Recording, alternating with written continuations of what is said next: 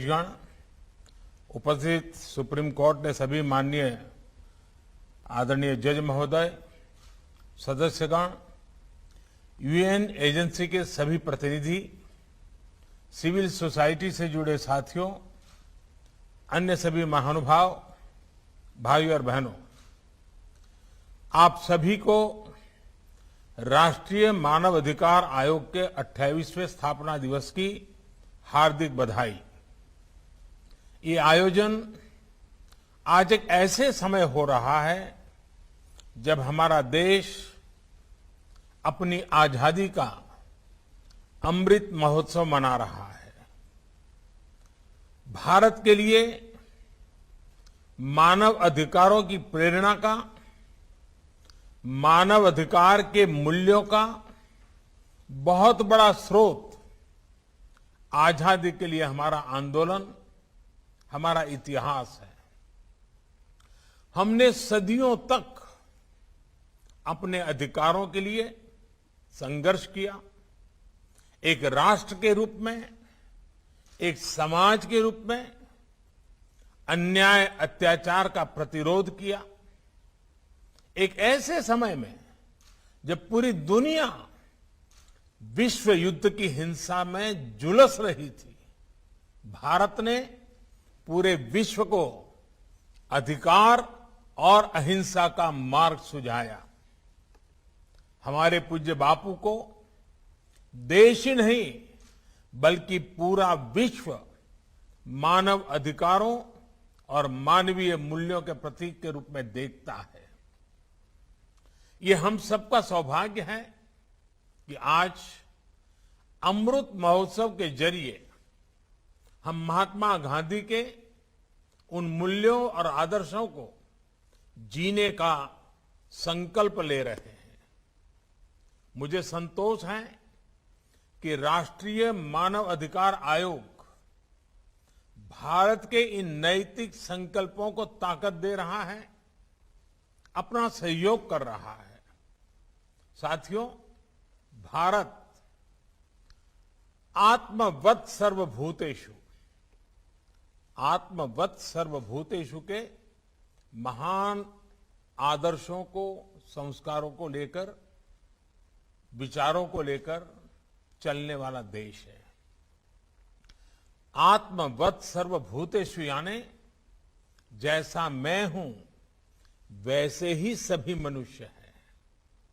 मानव मानव में, जीव जीव में भेद नहीं है।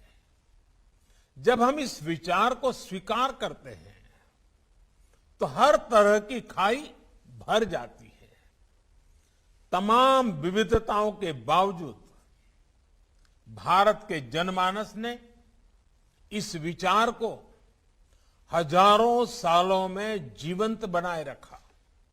इसलिए सैकड़ों वर्षों की गुलामी के बाद भारत जब आजाद हुआ तो हमारे संविधान द्वारा की गई समानता और मौलिक अधिकारों की घोषणा उतनी ही सहजता से स्वीकार हुई। साथियों, आजादी के बाद भी भारत ने लगातार विश्व को समानता और मानवाधिकारों से जुड़े विषयों पर नया पर्सपेक्टिव दिया है, नया विजन दिया है। बीते दशकों में ऐसे कितने ही अवसर विश्व के सामने आए हैं जब दुनिया भ्रमित हुई है, भटकी है, लेकिन भारत मानव अधिकारों के प्रति हमेशा प्रतिबद्ध रहा है, संवेदनशील रहा है। तमाम चुनौतियों के बाद भी हमारी ये आस्था हमें आश्वस्त करती है कि भारत मानव अधिकारों को सर्वोपरि रखते हुए एक आदर्श समाज के निर्माण का कार्य इसी तरह करता रहेगा। साथियों, आज देश सबका साथ, सबका विकास, सबका विश्वास और सबका प्रयास के मूल मंत्र पर चल रहा है। ये एक तरह से मानव अधिकार को सुनिश्चित करने की ही मूल भावना है। अगर सरकार कोई योजना शुरू करे और उसका लाभ कुछ को मिले, कुछ को ना मिले, तो अधिकार का विषय खड़ा होगा ही।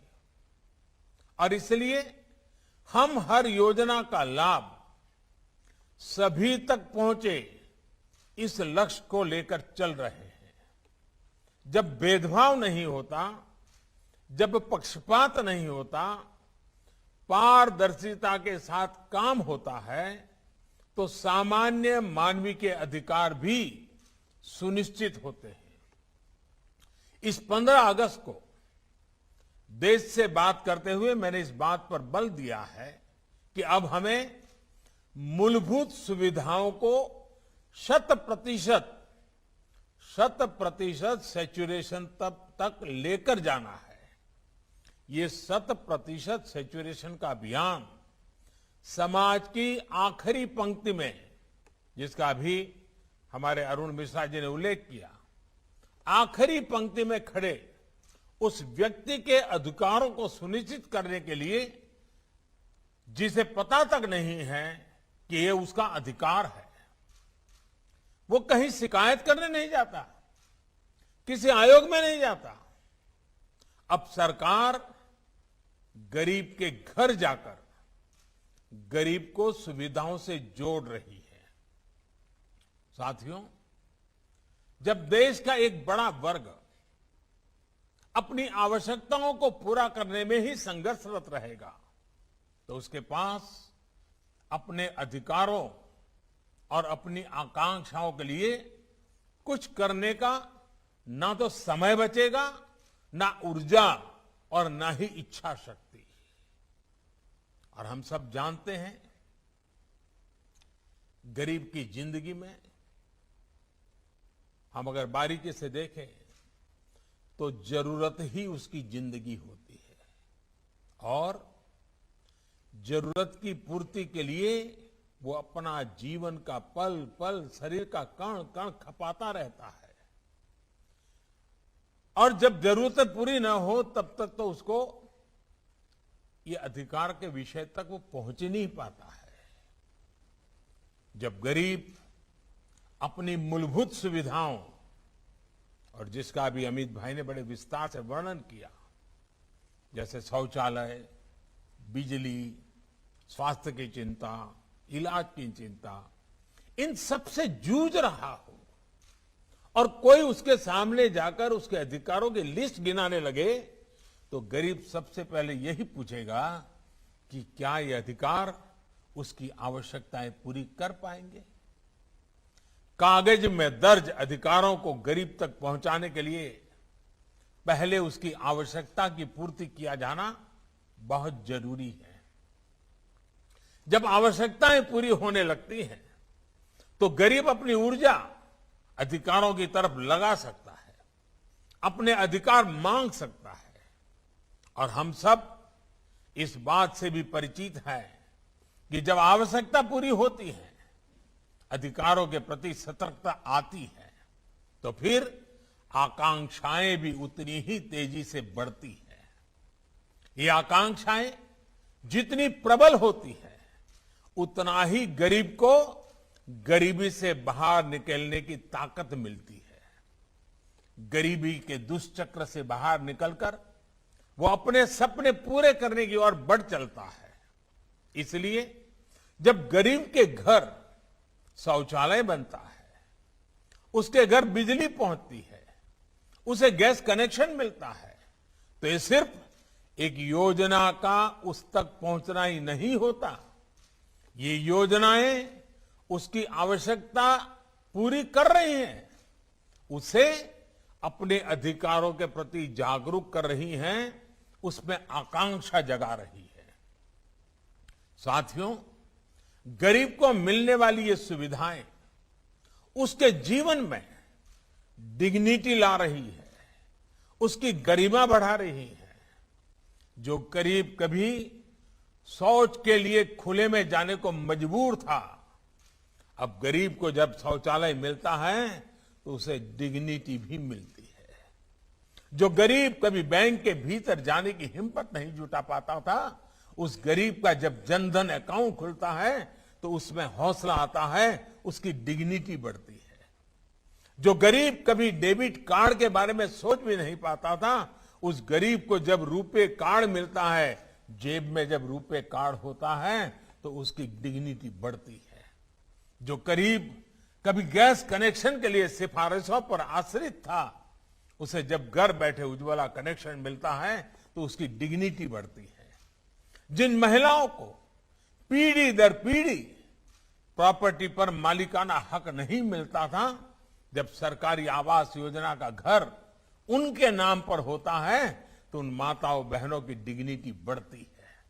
साथियों, बीते वर्षों में देश ने अलग अलग वर्गों में अलग अलग स्तर पर हो रहे इनजस्टिस को भी दूर करने का प्रयास किया है। दशकों से मुस्लिम महिलाएं 3 तलाक के खिलाफ कानून की मांग कर रही थी। हमने ट्रिपल तलाक के खिलाफ कानून बनाकर मुस्लिम महिलाओं को नया अधिकार दिया है। मुस्लिम महिलाओं को हज के दौरान महरम की बाध्यता से मुक्त करने का काम भी हमारी ही सरकार ने किया है। साथियों, भारत की नारी शक्ति के सामने आजादी के इतने दशकों बाद भी अनेक रुकावटें बनी हुई थी। बहुत से सेक्टर्स में उनकी एंट्री पर पाबंदी थी। महिलाओं के साथ इनजस्टिस हो रहा था। आज महिलाओं के लिए काम के अनेक सेक्टर्स को खोला गया है। वो 24 घंटे सुरक्षा के साथ काम कर सके, इसे सुनिश्चित किया जा रहा है। दुनिया के बड़े बड़े देश ऐसा नहीं कर पा रहे हैं, लेकिन भारत आज करियर वुमेन को 26 हफ्ते की पेड मैटरनिटी लीव दे रहा है। साथियों, जब उस महिला को 26 सप्ताह की छुट्टी मिलती है ना, वो एक प्रकार से वो नवजात बच्चे के अधिकार की रक्षा करता है। उसका अधिकार है उसकी मां के साथ जिंदगी बिताने का, वो अधिकार उसको मिलता है। शायद अभी तक तो हमारे कानून की किताबों में सारे उल्लेख नहीं आए होंगे। साथियों, बेटियों की सुरक्षा से जुड़े भी अनेक कानूनी कदम बीते सालों में उठाए गए हैं।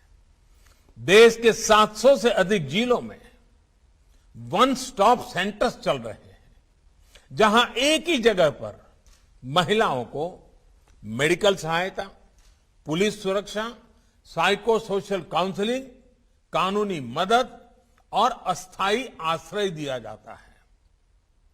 महिलाओं के साथ होने वाले अपराधों की जल्द से जल्द सुनवाई हो, इसके लिए देश भर में 650 से ज्यादा फास्ट ट्रैक कोर्ट्स बनाई गई है। रेप जैसे जघन्य अपराध के लिए मौत की सजा का प्रावधान भी किया गया है। Medical termination of pregnancy act, इसमें संशोधन करके महिलाओं को एबॉर्शन से जुड़ी स्वतंत्रता दी गई है। सुरक्षित और कानूनी एबॉर्शन का रास्ता मिलने से महिलाओं के जीवन पर संकट भी कम हुआ है और प्रताड़ना से भी मुक्ति मिली है। बच्चों से जुड़े अपराधों पर लगाम लगाने के लिए भी कानूनों को कड़ा किया गया है। नई फास्ट ट्रैक कोर्ट्स बनाई गई है। साथियों, हमारे दिव्यांग भाई बहनों की क्या शक्ति है, ये हमने हाल के पैरालंपिक में फिर अनुभव किया है। बीते वर्षों में दिव्यांगों को सशक्त करने के लिए भी कानून बनाए गए हैं। उनको नई सुविधाओं से जोड़ा गया है। देश भर में हजारों भवनों को, सार्वजनिक बसों को, रेलवे को दिव्यांगों के लिए सुगम हो, लगभग 700 वेबसाइट्स को दिव्यांगों के अनुकूल तैयार करना हो, दिव्यांगों की सुविधा के लिए विशेष सिक्के जारी करना हो, करेंसी नोट भी। आपको शायद कई लोगों को मालूम नहीं होगा, अब जो हमारी नई करेंसी है उसमें दिव्यांग यानी जो प्रज्ञाचक्षु हमारे भाई बहन हैं, वे उसको स्पर्श करके ये करेंसी नोट कितनी कीमत की है वो तय कर सकते हैं। ये व्यवस्था की गई है। शिक्षा से लेकर स्किल्स से लेकर अनेक संस्थान और विशेष पाठ्यक्रम बना रहा हो, इस पर बीते वर्षों में बहुत जोर दिया गया है। हमारे देश की अनेक भाषाएं हैं, अनेक बोलियां हैं, और वैसा ही स्वभाव हमारे साइनेजेज में था। मूक बधिर हमारे दिव्यांगजन जो है, अगर वो गुजरात में जो साइनेजेज देखता है, महाराष्ट्र में अलग, गोवा में अलग, तमिलनाडु में अलग। भारत ने इस समस्या का समाधान करने के लिए पूरे देश के लिए एक साइनेजेज की व्यवस्था की, कानूनन की, और उसकी प्रेरित ट्रेनिंग का। ये उनके अधिकारों की चिंता और एक संवेदनशील अभिगम का परिणाम है। हाल ही में ही देश की पहली साइन लैंग्वेज डिक्शनरी और ऑडियो बुक की सुविधा देश के लाखों दिव्यांग बच्चों को दी गई है, जिससे वे ई लर्निंग से जुड़ सके। इस बार जो नई नेशनल एजुकेशन पॉलिसी आई है, उसमें भी इस बात को विशेष रूप से ध्यान रखा गया है। इसी तरह ट्रांसजेंडर व्यक्तियों को भी बेहतर सुविधाएं और समान अवसर देने के लिए transgender persons protection of rights कानून बनाया गया है। गुमंतु और अर्धगुमंतु समुदायों के लिए भी डेवलपमेंट एंड वेलफेयर बोर्ड की स्थापना की गई है। लोक अदालतों के माध्यम से लाखों पुराने केसेस का निपटारा होने से अदालतों का बोझ भी कम हुआ है और देशवासियों की भी बहुत मदद मिली है। ये सारे प्रयास समाज में हो रहे इनजस्टिस को दूर करने में बड़ी भूमिका निभा रहे हैं। साथियों, हमारे देश ने कोरोना की इतनी बड़ी महामारी का सामना किया, सदी की इतनी बड़ी आपदा, जिसके आगे दुनिया के बड़े बड़े देश भी डगमगा गए। पहले की महामारियों का अनुभव है कि जब इतनी बड़ी आबादी त्रासदी आती है, इतनी बड़ी आबादी हो, तो उसके साथ समाज में अस्थिरता भी जन्म लेती है।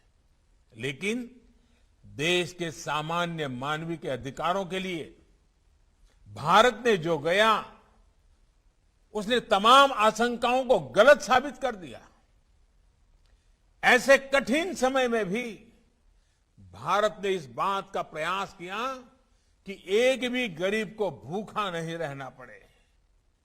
दुनिया के बड़े बड़े देश नहीं कर पा रहे हैं, लेकिन आज भी भारत 80 करोड़ लोगों को मुफ्त अनाज मुहैया करा रहा है। भारत ने इसी कोरोना काल में गरीबों, असहायों, बुजुर्गों को सीधे उनके खातों में आर्थिक सहायता दी है। प्रवासी श्रमिकों के लिए one nation one ration card की सुविधा भी शुरू की गई है, ताकि वो देश में कहीं भी जाए उन्हें राशन के लिए भटकना न पड़े।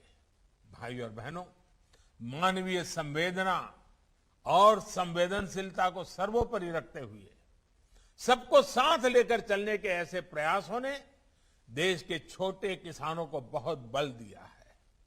आज देश के किसान किसी तीसरे से कर्ज लेने के लिए मजबूर नहीं है। उनके पास किसान सम्मान निधि की ताकत है, फसल बीमा योजना है, उन्हें बाजार से जोड़ने वाली नीतियां हैं। इसका परिणाम यह है कि संकट के समय भी देश के किसान रिकॉर्ड फसल उत्पादन कर रहे हैं। जम्मू कश्मीर और नॉर्थ ईस्ट का उदाहरण भी हमारे सामने है। इन क्षेत्रों में आज विकास पहुंच रहा है। यहां के लोगों का जीवन स्तर बेहतर बनाने का गंभीरता से प्रयास हो रहा है। ये प्रयास मानव अधिकारों को भी उतना ही सशक्त कर रहे हैं। साथियों, मानव अधिकारों से जुड़ा एक और पक्ष है जिसकी चर्चा मैं आज करना चाहता हूं। हाल के वर्षों में मानव अधिकार की व्याख्या कुछ लोग अपने अपने तरीके से अपने अपने हितों को देखकर करने लगे हैं। एक ही प्रकार की किसी घटना में कुछ लोगों को मानव अधिकार का हनन दिखता है और वैसी ही किसी दूसरी घटना में इन्हीं लोगों को मानव अधिकार का हनन नहीं दिखता। इस प्रकार की मानसिकता भी मानव अधिकार को बहुत ज्यादा नुकसान पहुंचाती है। मानव अधिकार का बहुत ज्यादा हनन तब होता है जब उसे राजनीतिक रंग से देखा जाता है, राजनीतिक चश्मे से देखा जाता है, राजनीतिक नफा नुकसान के तराजू से तोला जाता है। इस तरह का सिलेक्टिव व्यवहार लोकतंत्र के लिए भी उतना ही नुकसानदायक है। हम देखते हैं कि ऐसे ही सिलेक्टिव व्यवहार करते हुए कुछ लोग मानव अधिकारों के हनन के नाम पर देश की छवि को भी नुकसान पहुंचाने का प्रयास करते हैं। ऐसे लोगों से भी देश को सतर्क रहना है। साथियों, आज जब विश्व में मानव अधिकारों की बात होती है तो उसका केंद्र इंडिविजुअल राइट्स होते हैं, व्यक्तिगत अधिकार होते हैं। ये होना भी चाहिए, क्योंकि व्यक्ति से ही समाज का निर्माण होता है और समाज से ही राष्ट्र बनते हैं। लेकिन भारत और भारत की परंपरा ने सदियों से इस विचार को एक नई ऊंचाई दी है। हमारे यहां सदियों से शास्त्रों में बार बार इस बात का जिक्र किया जाता है, आत्मनः प्रतिकूलानि परेशान न समाचारेत, यानी जो अपने लिए प्रतिकूल हो वो व्यवहार दूसरे किसी भी व्यक्ति के साथ न करें। इसका अर्थ यही है कि मानव अधिकार केवल अधिकारों से नहीं जुड़ा, बल्कि ये हमारे कर्तव्यों का विषय भी है। हम अपने साथ साथ दूसरों के भी अधिकारों की चिंता करें, दूसरों के अधिकारों को अपना कर्तव्य बनाएं।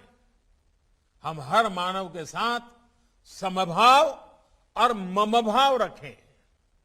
जब समाज में ये सहजता आ जाती है तो मानव अधिकार हमारे समाज का जीवन मूल्य बन जाता है। अधिकार और कर्तव्य ये दो ऐसी पटरियां हैं जिन पर मानव विकास और मानव गरिमा की यात्रा आगे बढ़ती है। अधिकार जितना आवश्यक है, कर्तव्य भी उतने ही आवश्यक है।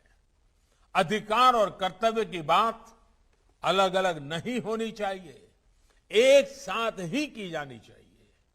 ये हम सभी का अनुभव है कि हम जितना कर्तव्य पर बल देते हैं उतना ही अधिकार सुनिश्चित होता है।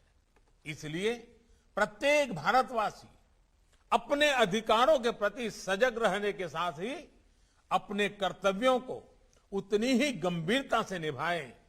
इसके लिए भी हम सब ने मिलकर के निरंतर प्रयास करना पड़ेगा, निरंतर प्रेरित करते रहना होगा।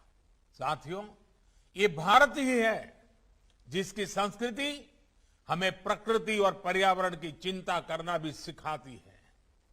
पौधे में परमात्मा, ये हमारे संस्कार है। इसलिए हम केवल वर्तमान की चिंता नहीं कर रहे हैं, हम भविष्य को भी साथ लेकर चल रहे हैं। हम लगातार विश्व को आने वाली पीढ़ियों के मानव अधिकारों के प्रति भी आगाह कर रहे हैं। इंटरनेशनल सोलर अलायंस हो, रिन्यूएबल एनर्जी के लिए भारत के लक्ष्य हो, हाइड्रोजन मिशन हो, आज भारत सस्टेनेबल लाइफ और इको फ्रेंडली ग्रोथ की दिशा में तेजी से आगे बढ़ रहा है।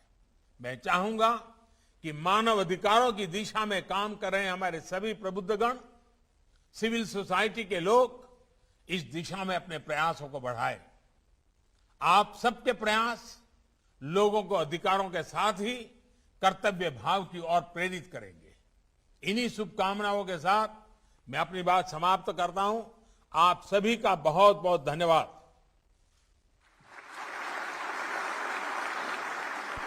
महोदय, in your own words, when India reforms, world transforms. When India grows, world grows. We are grateful for your inspiring words, for sparing your valuable time. मैं माननीय प्रधानमंत्री जी, माननीय गृह मंत्री जी और अन्य गणमान्य व्यक्तियों का धन्यवाद करता हूं. I would sincerely thank to the chairperson, members of the commission, officers of the Prime Minister's office, Ministry of Home Affairs, CPWD, NIC, ITDC, who worked tirelessly to make this event a success. समारोह की समापन का घोषणा करता हूं. जय हिंद.